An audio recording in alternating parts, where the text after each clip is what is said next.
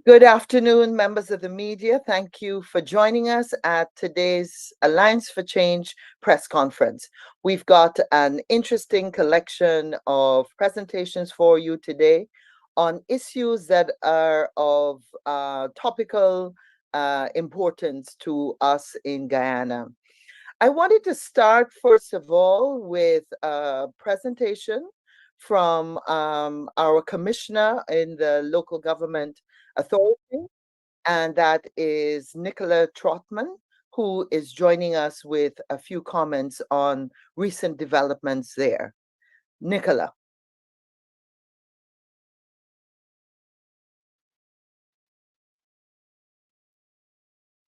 Is Nicola on here? I don't see Nicola Yes, on yes, as a participant. Nicola Yes, is I here. am. Okay. Wonderful, Nicola. Yes, I'm here. Okay, Okay. fine. Nicola, please turn on your camera if you can. Hi. Oh, sure. Yes, I do that. There we go. Right. Thank you. Is that okay? Or it's too dark? I can't see it at the moment, but go ahead, Nicola, go ahead.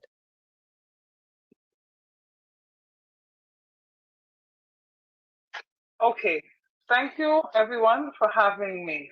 I'd like to bring or shed some light on something that is happening, and I'd like to say as we speak, to the Guyanese public. The Local Government Commission in the last week has made some very unilateral moves and decisions that did not go through the normal route that they should have. It is disheartening and it is very scary to see what is happening. Now, let me highlight. Last Tuesday, I think it was, I was notified by the NDC at Blankenberg Hayes that the overseer over there had received a letter, a warning letter from the commission saying that the overseer was going to be investigated. Now, matters like that would normally come to the commission's Human Resources Subcommittee for our eyes, and then for us to decide on the way forward. The complaint would be lodged, whatever that difficulty is, and then we would decide on the way forward. That did not happen in this case. On Wednesday, I received a call from Caledonia Good Success NDC, where that overseer also received a letter, but her letter sent her on immediate administrative leave, saying that, again, her conduct was being under investigation and that she was supposed to hand over to the assistant overseer. She did as she was told. Again, this matter did not come to the attention of the Human Resource Committee at the Commission. On Thursday of last week, I received another correspondence from Linden. And this is where the town clerk in Linden had resigned, had sent in her resignation, her notice, and had resigned. That matter did not get the attention of the Human Resources Committee once again. However, the commission, and when I say the commission, I'm speaking about the chairman and the secretary. Between the chairman and the secretary, they made a unilateral appointment, a substantive position of appointing a town clerk to the Linden municipality. They did not follow the procedures that are laid out, that are set out, that guides the commission, where someone will act interim while the position is being filled. That means we have to advertise, candidates are shortlisted, interviews are held, and the person most suited for the position would be appointed. This was not done. Where the chairman and where the secretary is getting those instructions from, I have no idea. The town clerk from Linden submitted her resignation on the 2nd of October. Our statutory human resource committee, which a matter like that would come to, was held on the 9th of October. It was not brought to us in October. And on Tuesday last, on the 14th of November, we had our statutory meeting, and again, it was not brought. Neither was the matter of the Blankenberg Hague nor the Caledonia with success. They were never brought to the Human Resource Committee. Neither the statutory meeting that is held monthly for the entire commission. This is worrisome because it now appears as though the commission is just a rubber stamp, and they are flagrantly disregarding their own rules and regulations by just making these unilateral appointments. Conveniently, the secretary and the chairman were absent from work on Tuesday when we had our meeting. I asked the question, and the chairman of the Human Services Subcommittee, Commissioner Whitaker, said he was not aware of the Caledonia Good Success issue and the City Council in Linden's issue. He was aware of the letter sent to the Blankenberg Hague overseer, but could not shed any light on what was the complaint, could not provide me or the rest of the body with a letter that was sent with the complaint. It was as though this was just done on a whim. If this is what's happening now, this is a scary, scary thing that is happening. I understand from both NDCs, Blankenberg Hague and Caledonia, that the chairpersons of those NDCs have requested information that they should not be privy to, and that is they're asking for the asset registry for those NDCs. And they're not allowed to have access to those asset registries. My intuition says to me that these folks are going land hunting. They want to get people's land. They want to get to the registries to see who owes land, who owes taxes, on the lands that they own, and they are going land hunting. This is a dangerous ground that we're going to be crossing. And I would like all Guyanese to understand, if you have land in these areas, ensure that you go in and you make your presence known and you pay your taxes, because this is a serious matter. And they're not going by the book. They're not doing this the legal way.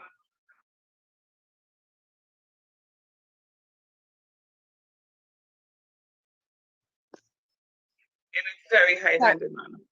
Thank you very much, Commissioner Nicola Trotman, for that update on an indeed very worrying situation. I'd like now to go to the leader of the Alliance for Change, Member Parliament, Kemraj Ramjatan, for his presentation. Thank you very much, Kathy, and thank you, members of the press corps who are present. This is an AFC press release in relation to our meeting with the fact-finding team that came from USA. Dr. D.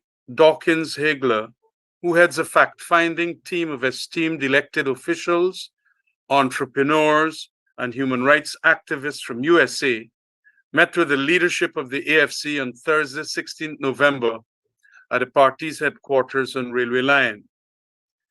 This fact-finding team was presented with a number of documents by the AFC's leader, which evidence ethnic and political discrimination by the PPP government in the areas of contract awarding, arbitrary termination of public servants' contracts, appointment of senior posts at the state level, and the distribution of state resources. The documents presented show that the PPP's discriminatory practices were not of recent vintage and included a paper by Freddie Kissoon, social commentator, on ethnic power and ideological racism, the McDougall Report, Economy and Justice in Guyana by Nigel Hughes, IPADA's G's responses to the United Nations Working Group of Experts on People of African Descent, and documents presented by MPs Juretta Fanans and Ricky Ramsuru, revealing imbalances and inequity in budgetary allocations at the regional democratic levels. The team was also informed about the PPP's non-transparency and unaccountability when, since 2021, the AFC had sought, the government has sought to hide information as to who have been the recipients of COVID relief, the fishermen's relief, the second severance payment to sugar workers, and the flood relief. There is every reason to believe that there is massive discrimination against Afro-Guyanese and political opponents of the government in these relief programs, all the more so as a result of the inflexibility in not publishing the names, addresses, and amounts given to each respective recipient. Additionally, the destruction of the Public Accounts Committee as we knew it by the alteration of its quorum and modus operandi by the PPP was received with surprise by the team, especially when told that this new development had seen over 20 PAC meetings being cancelled. The party made it known that other guardrails of democracy have been broken, and this all reflects a developing elective despotism of the PPP government. The fact-finding team indicated that it will be in contact via Zoom with the leadership of the AFC to get more information and clarity. The leadership indicated its willingness to share whatever is requested of the team and thanked it for coming to Guyana. On an additional note, may I state that our GS and the leader of the AFC in a joint meeting with APNO and leader of the opposition met with a Commonwealth parliamentary team on Wednesday, 15th November at Congress Place and shared a number of the negative developments in the operations of our parliament and its committees. Thank you very much. Thank you, Leader and Member of Parliament, Camarade Ramjatan. And now I'd like to ask Dr. Vince Adams to raise his concerns and comments regarding recent responses from Minister Barrett, and also concerns regarding UNICEF and the wasting statistics they have presented. Dr. Vince Adams, please go ahead. Thanks, Kathy. Sorry for being late here. I missed my time again because of the change in the clock. But anyway, on this UNESCO, and it's UNESCO, WHO, and the World Bank, there was an article that was written here recently by one of the newspapers. It was titled, "Wastage, Guyana Leads in Child Malnutrition Condition, UN Reports Reveals." How could this be possible for the country with the fastest growing economy in the world at the very same time be ranked amongst the world's worst child malnourished countries in the world. How could this be possible? For the country with the fastest growing economy in the world at the very same time be ranked by as far as the worst child malnourished country in all of the entire Latin American Caribbean with a rate five times those countries. How could this be possible for the country with the fastest growing economy in the world at the very same time has almost twice the child malnourished rate of Haiti, a country that is perennially ranked as the poorest in this hemisphere and amongst the poorest in the world? There could be no other critical metric to measure and predict the country's future than this metric of malnourishment of its children. For you don't have to be a nutrition expert or medical doctor to know that a malnourished child cannot learn. And an educated population is the foundation of a country's viable development. It is the number one driver for attracting foreign investors. In education, education is the number one driver in attracting foreign investment. It is not infrastructure, but that is for another conversation for another day. With not only the health consequence to our children for generations to come, but also with the consequence to develop the country, one would think that this would have and should have immediately caught the urgent attention of any real and competent government that would engender emergency actions. After all, this is the country's future. But this very serious and consequential matter is just pushed aside by this government.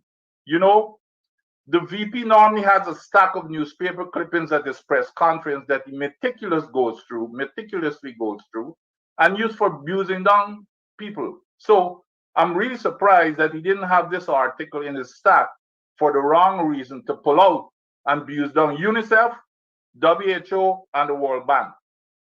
As many of us would have experienced and know, Guyana was the breadbasket of the region where our neighbors from all over the Caribbean flocked here to make a living. As many of us would have experienced and know, each child was fed milk and biscuits and cod liver oil tablets every single day at school when we didn't have a drop of oil. No coincidence that during this same era of nutrition at school, Guyana also had the highest literacy rate in the hemisphere. This government obviously takes the opposite view that feeding and nutrition of our children is unimportant. And I am not making this up, folks. Go look at the vice president's recent press conference just a few weeks ago, might have been about a month ago, when he said twice in that press conference that all the opposition wants to do is talk about feeding our people. What could be more obvious than that in terms of what is the interest or disinterest of this government? As now for Minister Barrett's press conference here, which was, which was a very, very disappointing to say the least. But it seems as if, I think anybody should be stunned by his non-answers and his complete lack of knowledge or deliberate disinformation when he attempted to answer questions. On the very simple question of full liability coverage, I know the question was about coverage of a spill outside of the starboard block. Though I don't understand the specificity of the outside the starboard block question, for spill don't see block boundaries and will go anywhere and in any direction and intensity depending on the quantity, the water and wind direction, etc. That notwithstanding, there's only one question, which is what has been around for years now and was ruled upon by Judge Kessoud and is in the appeal court by the government and is appealed by the government in Exxon. So all of the other stuff about $2 billion in insurance that is being brought up again is irrelevant. It's only about full parent company guarantee. To talk about the $2 billion insurance or an estimated parent company guarantee is to support Exxon and the government's argument, which is against what is in the permit and the ruling by Judge Kazum. Nevertheless, the minister, walking in the footsteps of his vice president with his satirical smile, ducks the question on who will pay for a spill, and shamelessly, or maybe through ignorance, attempts to take credit for and hide under the capping stock, something the PPPC government had absolutely nothing to do with developing nor implementing. Look, I've gone through this capping stock issue over and over in this very same forum, and not a whole lot of attention has been paid to it. So, in a bizarre way, the minister may have now brought up this matter again for attention, to which will definitely not work in his favor, because here are the unadulterated facts. One, this capping stock was invented. It was invented after the Wakanda spill. It never existed before. It was because you remember the Wakanda spill. We had a well flowing for over, I think it was 89 days, and they came up with this capping stock, which is a massive piece of equipment that you put on top of the stock. It's like anywhere from 50 to 100 tons. It's a big equipment. You put it on top of the well to stop it from flowing. So it's a modern type of equipment. So for this minister to somehow give the impression that Guyana is ahead of every country now, that we're the only country probably in the world that has such a piece of equipment, is absolute nonsense and disingenuous. Two, it was put in place not by the PPPC government. It was put in place by the Department of Energy under Dr. Bino and under the EPA. I remember Dr. Bino and I had several meetings with Exxon directing them to do this. And by the way, the capping stock, as you can tell, you've got to get the equipment to the site as fast as possible. You can't wait until 89 days.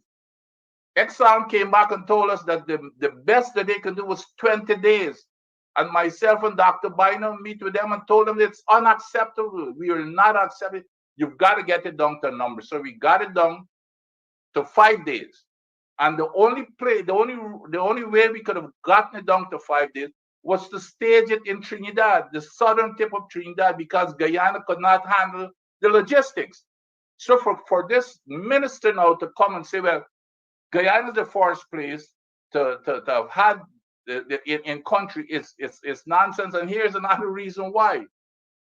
They went to change it from the 5 days. As a matter of fact, what we told Exxon was, we're going to allow you to do it in 5 days. We're going to put that in the Payara permit for 5 days. However, by the time the Payara is ready, you better come up with a plan to have it there in 3 days. They said, okay, we put it into the Payara. You know what this current administration has done? And this is the question that needs to be asked of Minister Barrett, as to why they went and secretly changed the Payara permit. Secretly changed it in this last June here to eliminate the 3 days requirement and put in 9 days requirement. So here they are bragging about bringing it to Guyana, but they've tripled the time to get the capping stock to the location from 3 days to 9 days, which is an extra potentially 6 days. And he's bragging about that accomplishment, which is totally ridiculous. In addition to changing that Payara permit secretly, the capping stock was not the only thing. They reversed the dumping of the produced water, which was also in the Payara, not the dump water. They increased the flaring requirement at startup from 48 hours to 68 days. So the minister needs to ask those questions as to why they went ahead. Now he's bragging about a capping stock, but they've reduced the requirement to make it more dangerous to the Guyanese public. Why did they do it secretly to begin with? to go and change that permit. Normally, when you change a permit, you advertise it in the newspapers. You let everybody know if anybody has a question. They did it very secretly. Remember, the prior permit was first signed in September of 2020. This year, they went ahead and changed it. The permit lasts for 5 years. They went ahead and they changed it. Nobody knew about it. And the only reason was because they want to quietly get rid of this requirement for having a capping stock at the location within 3 days, which Exxon had already agreed to. So that's the question he should be asking, that should be asked of him the next time the media gets a hold of him. This is the same minister, by the way, who talked about going back to claim that there was a 14 billion cubic feet of gas that we had allowed to be flared that didn't exist. Then he talks about monitoring and this new technology. The minister needs to be talking about the monitoring programs that the coalition had set up with the World Bank to have export, a group of 36-member team, a petroleum unit of highly qualified professionals to be on that ship 24/7. What this minister is saying is that we're going to be monitoring a spill. Who cares about a spill after it has occurred? The monitoring means, minister, monitoring does not mean to monitor after the fact when something happens. Monitoring means to be an oversight team, to monitor, to make sure that a spill is prevented. That's what that organization that we set up with the World Bank, with the 36-member team, that you, minister, that you abandoned. You said at first you didn't know anything about it when it hit the news, and then afterwards you said, well, we were implementing it. Where is that implementation? That is not it, because this year it's an absolute foolishness what you're talking about in terms of monitoring or looking for an oil shield from the satellite photos. Who cares if you see an oil sheen after a spill has already occurred? You have a monitoring means, Mr. Minister. Monitoring means in environmental language, it means monitoring to make sure that an occurrence does not happen. That's what it means. Not after the fact you're going to be monitoring. It doesn't make any sense. Thanks. Thank you very much, Vince, for some very important information and for your very clear explanation. I want to go now to a statement on the current Venezuela situation. The Alliance for Change reiterates its unwavering support for the unified national approach being taken by government and the opposition political parties with regards to our border controversy with Venezuela. We support all efforts and the process earmarked upon at the International Court of Justice, including the submissions and events of this week regarding the inflammatory contents of a referendum Venezuela intends to hold on December 3rd. The Alliance for Change continues to be seriously concerned regarding the PPP government's handling of the illegal influx of Venezuelans into Guyana's territory, which poses a severe existential threat to all Guyana. Confirmed reports highlight a recent unexplained and definite increase in Venezuelans arriving undocumented in boats, jumping out of buses after being taken into police custody, while at the same time, an aggressive international campaign is in motion. The Venezuelan vice president's very vocal pronouncements have informed us of their deliberate strategy to annex the Guyana's region of Essequibo. No mincing of their words there. And to all this, our government's response has been nothing less than lukewarm. In fact, in our recent outreaches, we have had comments that have highlighted that the citizens of Guyana continue to be very concerned as to what is likely to occur post December 3rd, and are alarmed at the total lack of engagement by the PPP on the ground, especially in the Essequibo region. This lack of engagement and the absence of information, a plan or approach, answers to urgent critical questions posed by the AFC weeks ago and other political parties, the media, concerned NGO groups, and individual Guyanese are now all a slap in the face of Guyanese. This has given life to the suggestion that Mr. Jagdeo and his party systematically have allowed Venezuelans into our country without the stringent requisite registration processes in place to pad an already corrupt voters list. That's what we were told on our outreach. Vice President Jagdeo's recent pronouncements that eligible Venezuelan migrants must be allowed to vote in an election has added fuel to the fire. Well, the plan to stay in power seems to have backfired, and now our territorial sovereignty is at risk. It must be noted that the PPP's approach to Venezuelan migrants is vastly different to the treatment meted out to Haitians, who are our brothers and sisters in CARICOM, but who were forcibly removed, detained for days, and cannot enter without a visa. This duplicitous policy has still not been explained properly to the people of Guyana.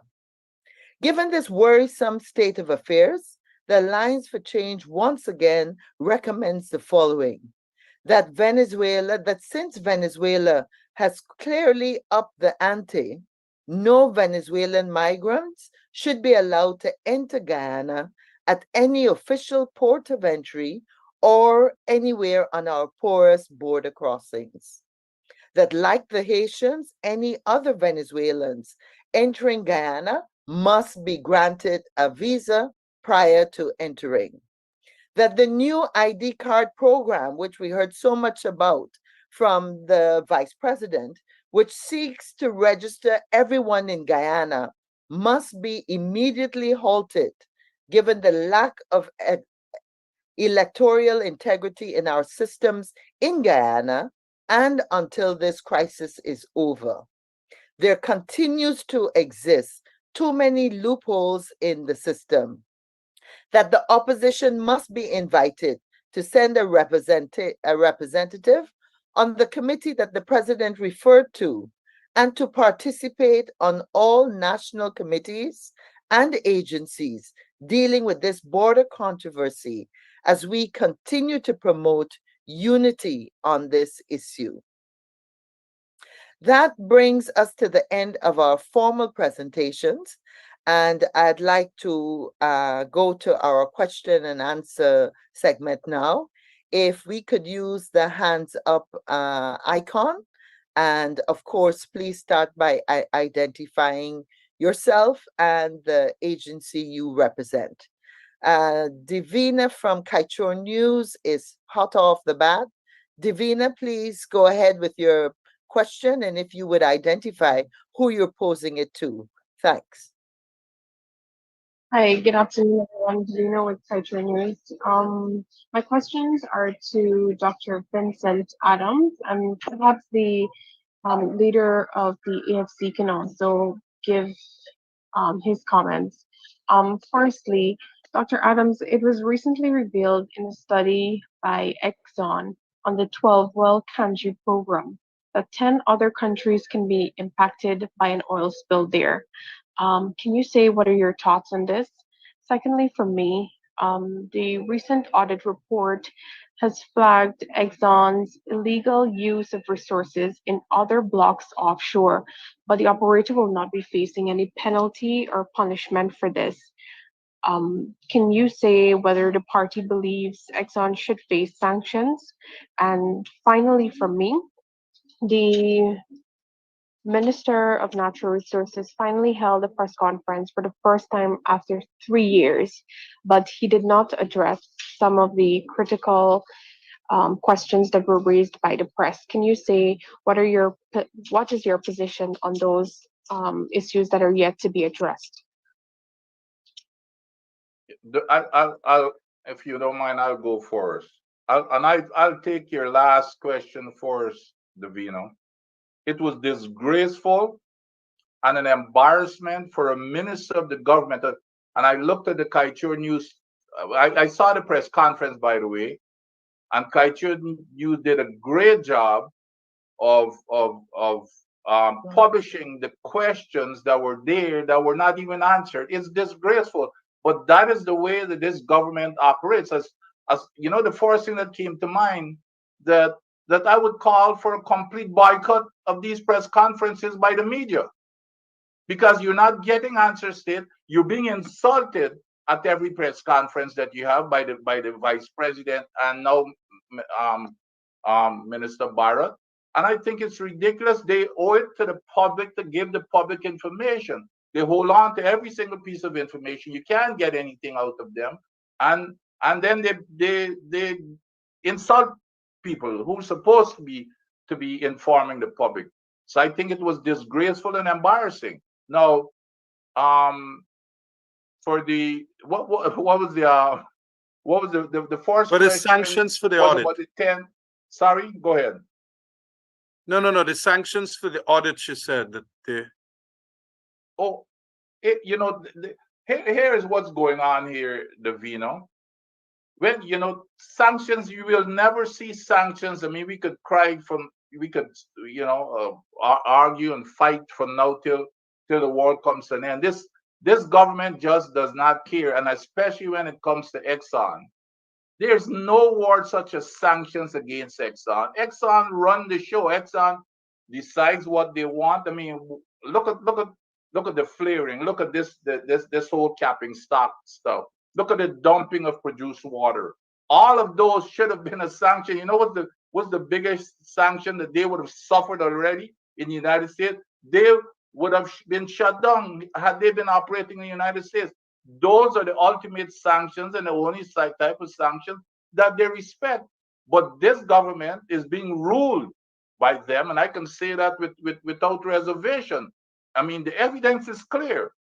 Exxon gets what it wants. What more evidence could we have when the Judge Kissoon made a ruling that was clear as crystal, in line with what's in the law as enshrined in the permit? Guess what? The government was quick to join with Exxon to appeal the government's own law. So what more evidence do you want that this whole thing about sanctions? They should be sanctioned for a heck of a lot of things, including what you just mentioned. But we can keep begging for it, but we know it will never happen, and putting pressure on them, and hopefully the voters and the public would see through this and eventually hold them to account, because the only thing that these people respect is when people are starting to pay attention. And I'm glad that Kaichur News and the Stabrook News and other media outlets are making this information known to the public. They the government may not want to respond to it, but hopefully it would catch on to the public, and they would see that we have a government that do not work in the best interest of them. So even though we're not getting what we are asking for in terms of sanction, at least we've got to hope that the public is reading and understanding and going to be holding them to account. There was a third question, Davina. Yes, it was on the 10 countries that are likely to be affected from well, that's and I of course I and many others have been saying the same thing. And if you go into any of the EIAs, and I've been talking about these EIAs again, which is I always call the Bible, which is sacred and should not be violated. The EIA, that's where you do all of these studies. If you go look at the plume, we call them plume, it shows the map where the oil would flow to based on certain conditions, such as the amount of oil that is being spilled, how many barrels, how far it would go. That, depending on how long that spill would last, that would determine how many countries it would touch. But I know initially for a very relatively small spill, it's going to hit the Venezuelan coast. And I've always said, if you want to give them a good excuse to carry out their threats, having an oil spill wash away their coast would be the first thing. The entire Trinidad coast would be another area you want to go. The entire eastern Trinidad coast, from north to south, that would be washed away completely. And on top of that, you've got the entire fishing industry throughout the Caribbean. These plumes could go all the way to Jamaica, depending again on the current and wind direction and the volumes that have been spilled and over what period of time. So yes, you're absolutely correct. It could go, who knows, with time it may even hit the shores of America for all you know, depending on the length and nature. So yes, and that is why you do an EIA. And if you go into that EIA, the EIA covers that all of the maps with different flow scenarios over a certain period of time. At this flow rate, it shows where the oil would be washed away to. Thanks, Vince. And then we also have Anassa from Kiteshore News. Ms. Hughes, can you please permit me a follow-up quickly, just for clarity? Okay. All right. Dr. Adams, the question is really on the 10 countries that can be impacted. What happened is government is yet to address who will take responsibility for a spill that occurs in other blocks, such as Kiteshore and Kanji and all the others that exploration is about to start and so on. So I wanted to know, what is your position on this, or the AFC's position on this? Do you think that government should say to its people who will be standing those costs? It is clear from day one. I don't know if I was the head of the EPA when we were the ones who brought in this whole parent company guarantee commitment. When I arrived at the EPA, when Lisa 2 came on my desk, Lisa 1 was already signed, despite what this vice president says that I signed the Lisa 1 is actually it's a lie. It was signed by the same executive director that is there right now. When I arrived, the Lisa 1 was signed. When Lisa 2 came to my desk, what it had there was exactly what Lisa 1 had, which was that there will be, that EPGL, which is a subsidiary of Exxon. Exxon doesn't sign these permits.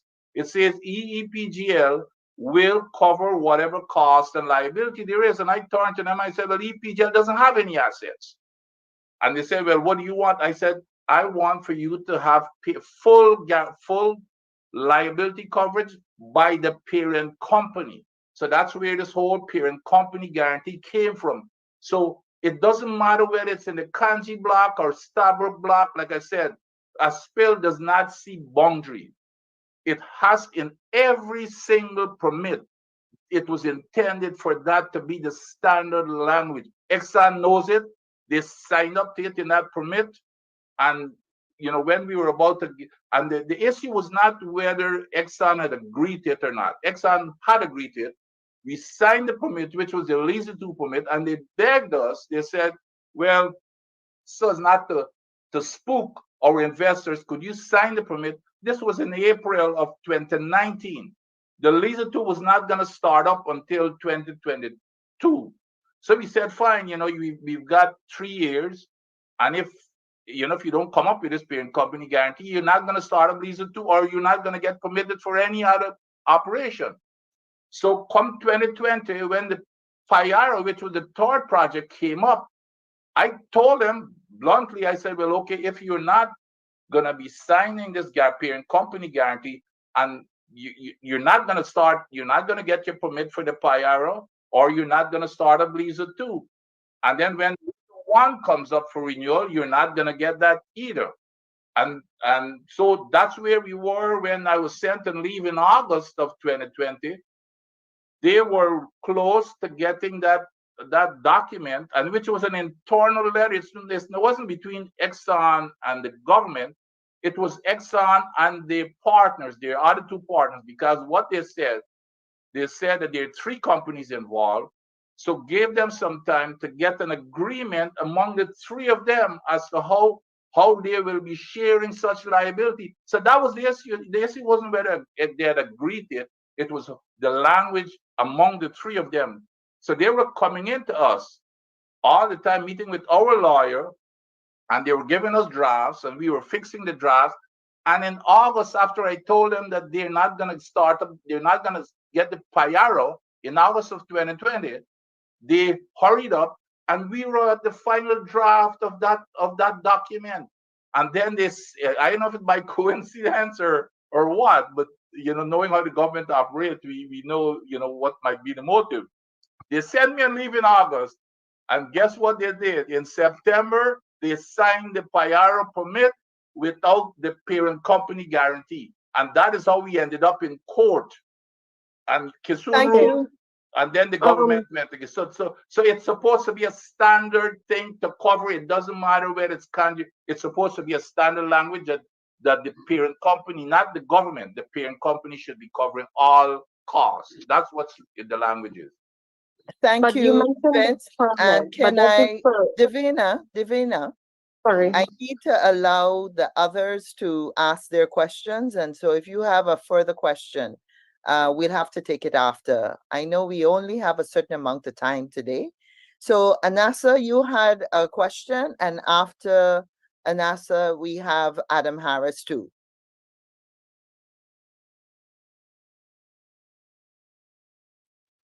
Anasa, are you there? Yes, everyone. My questions are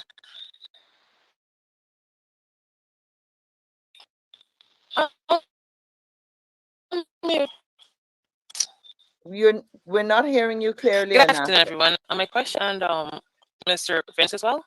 Firstly, what is the AFC? Could we go on to Adam Harris, please? Yeah. Sorry, Anasa, we're not hearing you clearly. If you type our questions out. Yes, go ahead and type your questions. Adam, please. To ask her question. Phone, please. Adam Harris. Yeah, a very good afternoon. Ms. Nicola Trotman was talking about the unilateral actions by the Local Government Commission. My question is, can those actions stand the legal test? If the overseer, and in one case the town clerk, refuse to accept, what could be the likely outcome? And I had a question for Leader Comrade Ramchatan. And that question had to do with the documentation that you presented to this fact-finding mission. Now, what is likely to be the outcome of the report that this mission would submit, it said, to the State Department, to the UN, to the Black Caucus, and all of that?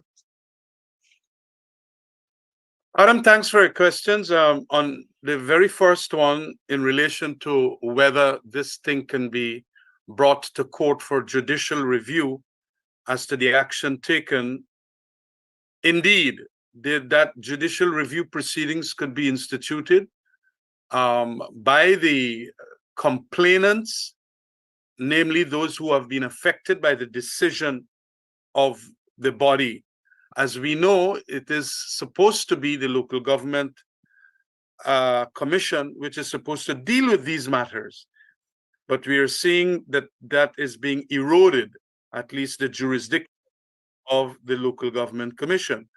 So let's say an overseer that has a grievance, that overseer can go to the court and say that they were acting ultra vires, the body that now has knocked him off and things like that. And so indeed, by virtue of the Judicial Review Proceedings Act that we have now, which is now operational, we can go to court.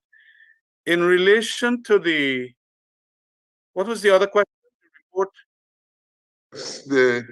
You presented a series of that's right, my documentation that I handed over.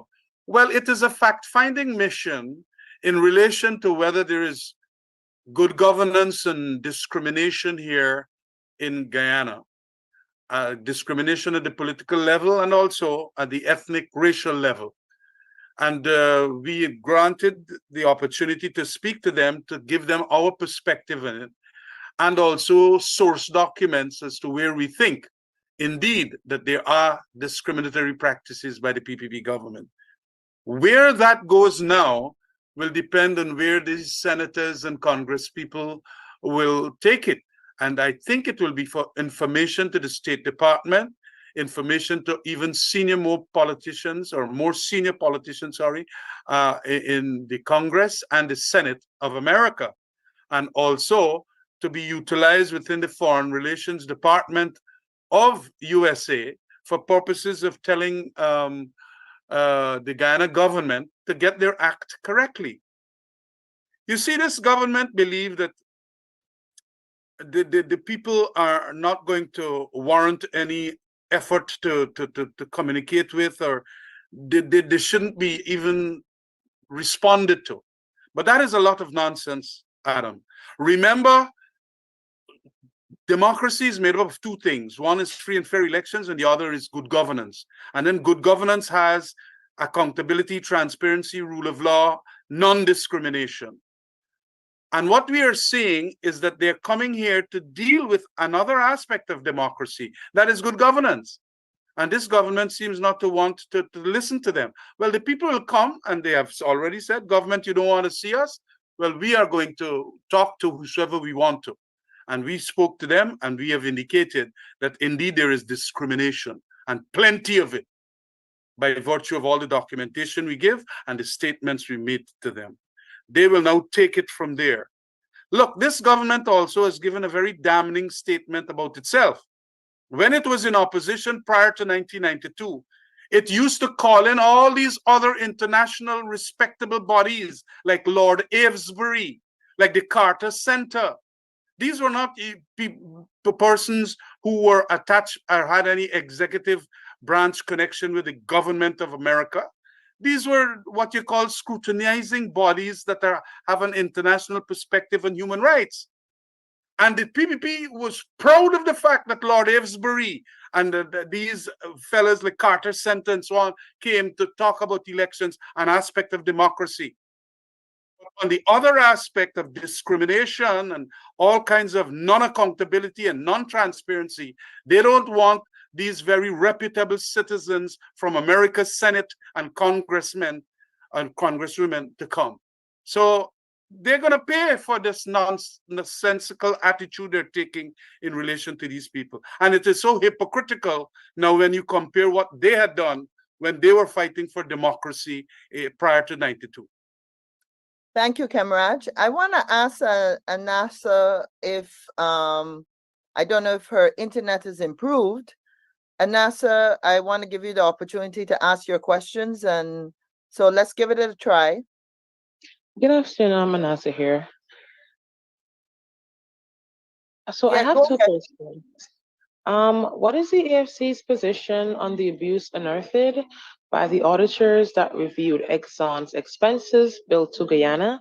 And secondly, the sixth oil project is going to be approved without the interest rates being capped. Does this concern the AFC? Vince, I'll ask well, you to respond well, quickly. The first thing is that here again is about transparency. I don't know what the interest rate is. I do not know what the interest rate is, which brings up another question in terms of the NRF, where the NRF is a party making 1.36%, but we're going out there and taking loans as like drunken sailors, and nobody knows what the interest. Some people are saying 10%, but how would you this is just simple kitchen table economics. How could you take your money to make 1.36%, but you're borrowing at 10%?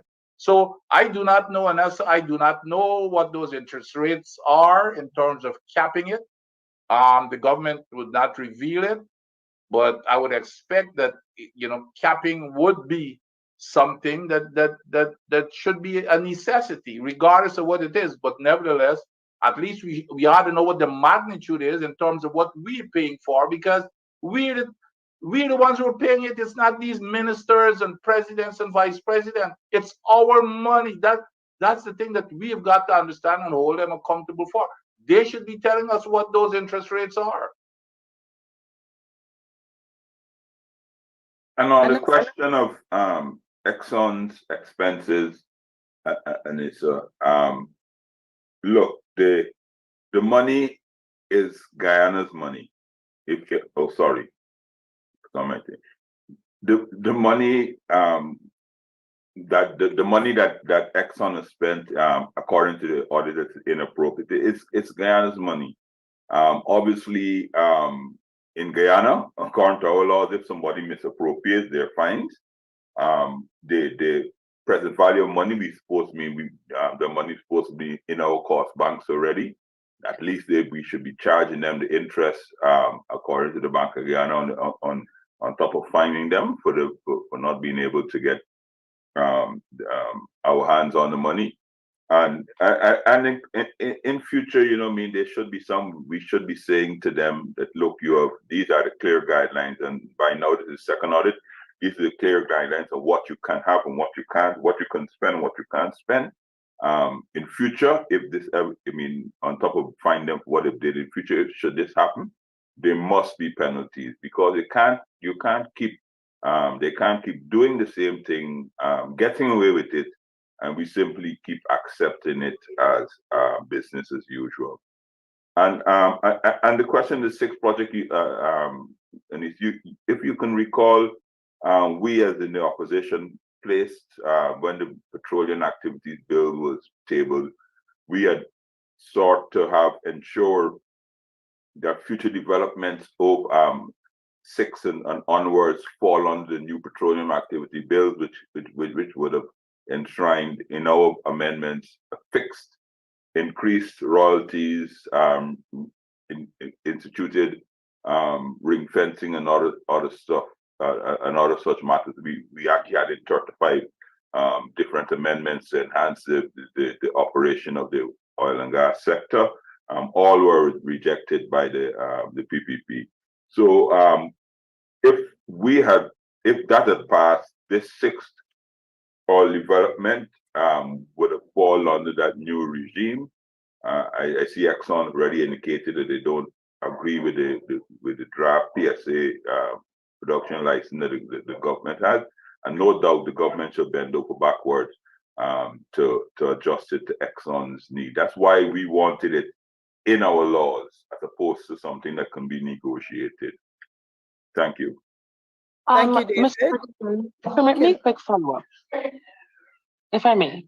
You would have mentioned penalties. Can you say what kind of penalties you think would be appropriate, given the nature of the abuse Exxon has meted out to Guyana's revenues?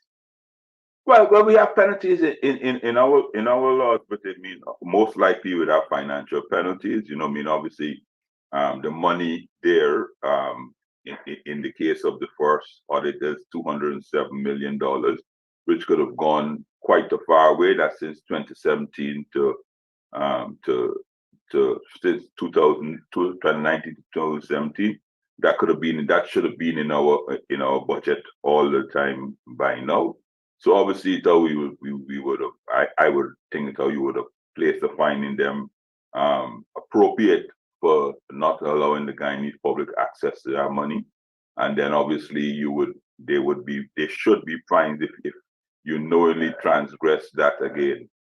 If you take money out again to do PR again, if you do it in the third audit, obviously they have no respect for the processes and the laws of Guyana. So if you do it, if it was done once and it's found in the second time, if it happens again in the third or fourth or whatever, you must definitely do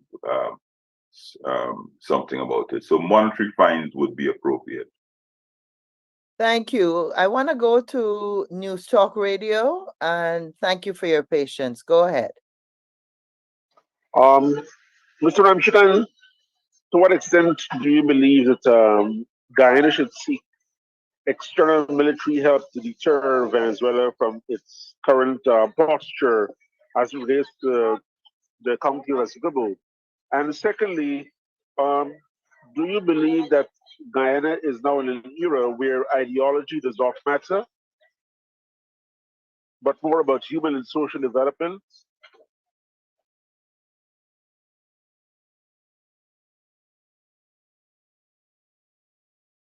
I want to I think ask, Camera just left. He had yes, let me sorry. apologize, but Kamraj did have a case in the courts at 2 o'clock. So I think that's why he's left. David, do you want to take that that question?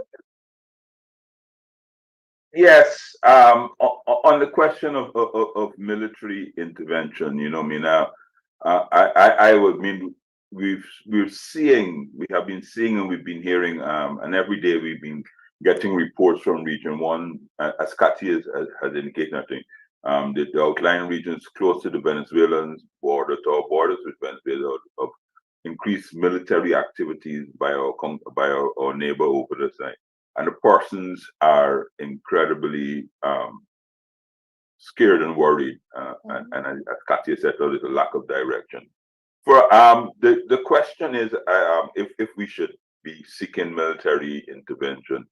I think it's incumbent on us to speak to our partners and those things like that, and likewise, and say to them, in the event, in the very hopefully for unlikely event that this thing should escalate, can we count on you for support? It's not only, this is obviously not only the United States, everyone say, but there's Brazil, I think probably would be the better, faster ally to prevent any such intrusions. And I see no harm in us speaking to them to find out, ascertain. You strike the iron while the iron is hot. You don't wait until something happens.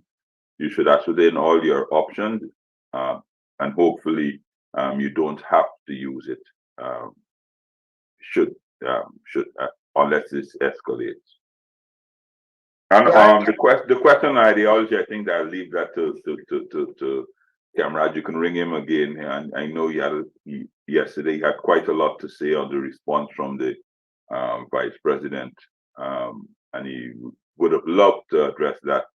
So you can address that to him again. But let me address a little bit of that, David. Look, ideology just does matter, okay, and it's not a matter of judging whether Marxist Leninist is good or bad. The people need to know what you believe in. That's what they need to know. It's written into your constitution, into your manifesto, based on what Kamraj has been saying. Marxist Leninist. So why are you hiding and ducking them? You need to be open to the people to let them know whether it's good or bad. Let them make the judgment as to whether they want that or not. But you cannot be hiding and ducking from the question. It's a simple question. Do you still believe in the Marxist Leninist philosophy? It's in your manifesto. You need to level with the public and come clean and let them understand. You can't hide it. It's in your manifesto.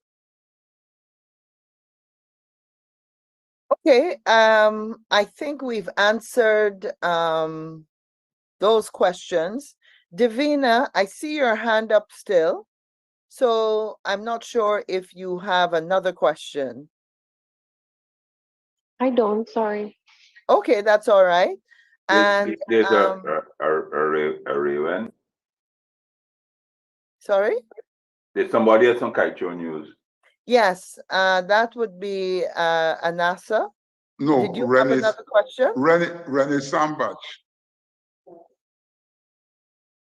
You have a Rene Sambach. Okay, go ahead then. Thank you, Adam. Good afternoon. I have two questions. The US $2 billion company guarantee remains secret despite calls from civil society for the document to be made public. How does the AFC view this silence from the government? And the second question is, it's been 19 months since Exxon updated the Stabroek Block resources. What are your thoughts? Well, Let me, like I said before, the $2 billion it's irrelevant. It's a get out of jail free card for Exxon and the government.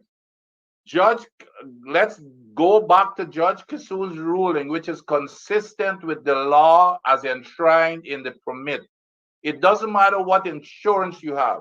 It's all about the parent company guaranteed to cover anything over and above an insurance.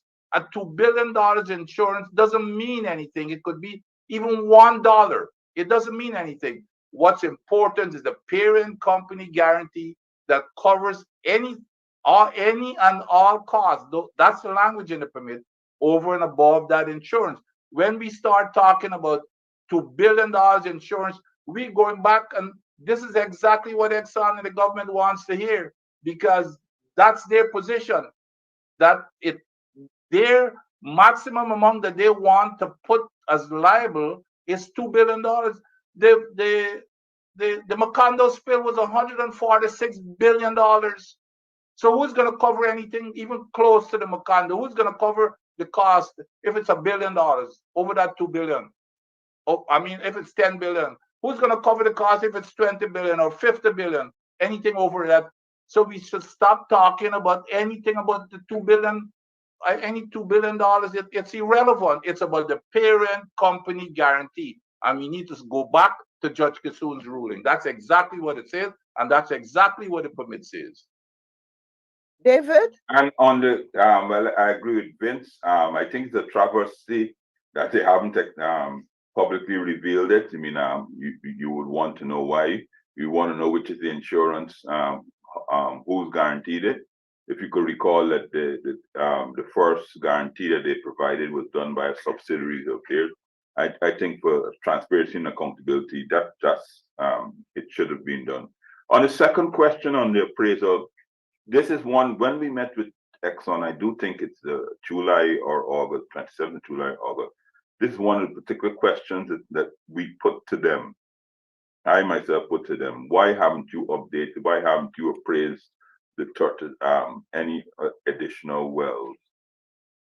They provided us a very hairy answer that the wells, that the discoveries they have found need more investigation, and there's some of them that has a lot of gas and those things like that.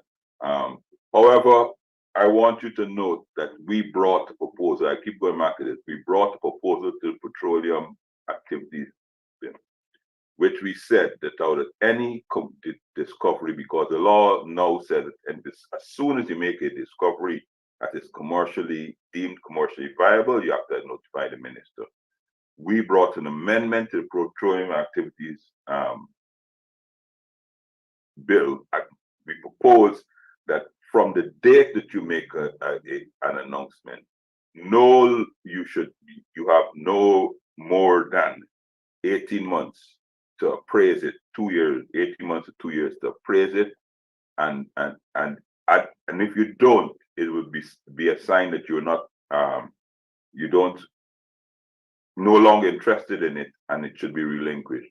Because this is for the particular reason that every month, every year, there are 4 discoveries already for 2023, and our proven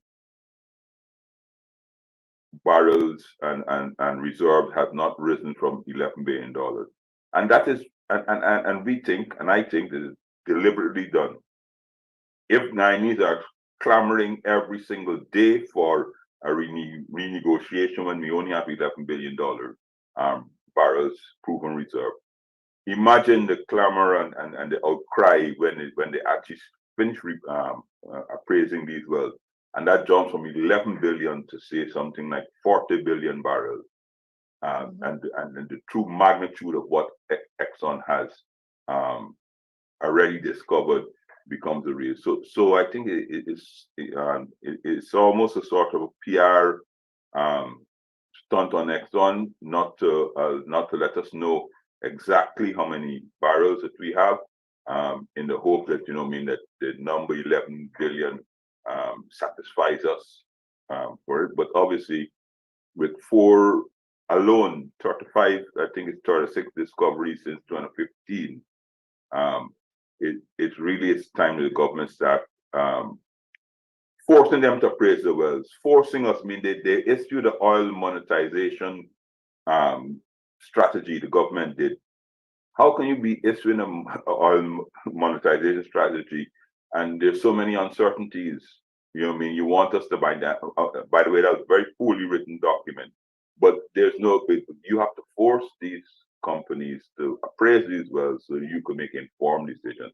The government obviously are very supportive of Exxon continuously hoodwinking Guyanese and depriving us of all the full magnitude of what they have discovered in Stabroek Block. Let me add quickly. You know, I used to make a living off of being a reservoir engineer for British Petroleum, and this here is no big deal to do the calculations. As a matter of fact, we used to do the calculation the very next day when you drill a well and you discover all you look for is the well logs and everything, and you can run some preliminary calculation. It doesn't take months for you to determine how much oil you have in that reservoir. It's a very simple calculation. So all of this is a bunch of BS if they're claiming that they don't have the information. The information is there.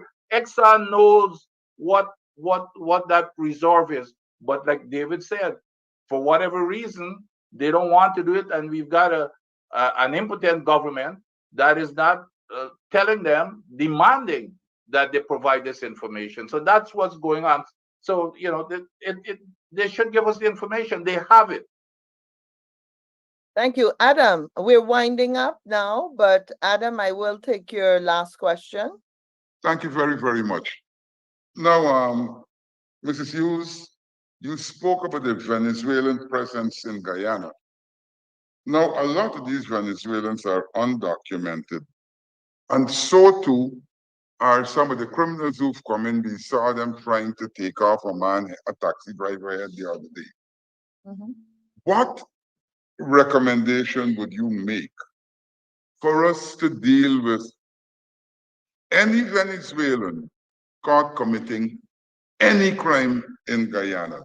That was just one. And I had one other question, but since you're winding up, I can keep my mouth shut. Okay, thank you. Well, the issue as to how we deal with them, we have a fairly robust court system. And therefore, I would want to say that it's important that, you know, the police do their investigations, the necessary charges be laid, and we go through the process like any other Guyanese would, any other nationalities. We want to give them the right of a fair trial. I think the problem really is not if a crime is committed, but at the starting off point. What is our policy regarding the influx of Venezuelans? And this is where we have raised some questions in the parliament that remain unanswered, and we do intend to raise some more. You know, we haven't discussed, we know that there's some responsibilities that a country will need to cover under international migration laws and procedures. We want to protect the human rights of any individual, including Venezuelans. But Guyana needs to start telling its people how many Venezuelans are here. Who are these Venezuelans that are here? Are they professional? Are they more syndicatos? The crime is worrying to people. How many of them are now in our school system? What is this costing our system? Where is the fund? Where are the funds coming from to support them if we're doing that? How many are using our health system? How many migrants can we absorb? And the biggest problem is how many persons have now been registered, some of them probably legitimately, given the our rules and regulations regarding if they have a parent that might have been Guyanese or a grandparent or whatever. But as a country dealing with this onslaught, we cannot be naive. So we need to know clearly and examine the issue have the requisite facts, know how we're going to handle this situation. And I think the government needs to be able to convince Guyanese that they have the registration processes in place, that people that are coming are being registered, they're being monitored, we know where they're living, we know who they are. If they were giving a certain amount of stay and they haven't left, what is taking place? And so it's a much broader issue. I hope that helps to answer your question. And I do want to sign off now and say thank you very much to the media for coming. I want to say if there are any questions the media may still have, most of you have both my number, the number for Kemraj, and most of our representatives here today. So please feel free to shoot your questions, and we would be happy to answer them and furnish you, with all the information. We've had a lot of horrifying accidents today and over this past week. And so I want to close by urging Guyanese and those listening to spread the word about safety, especially on our roads. Thank you very much and take care.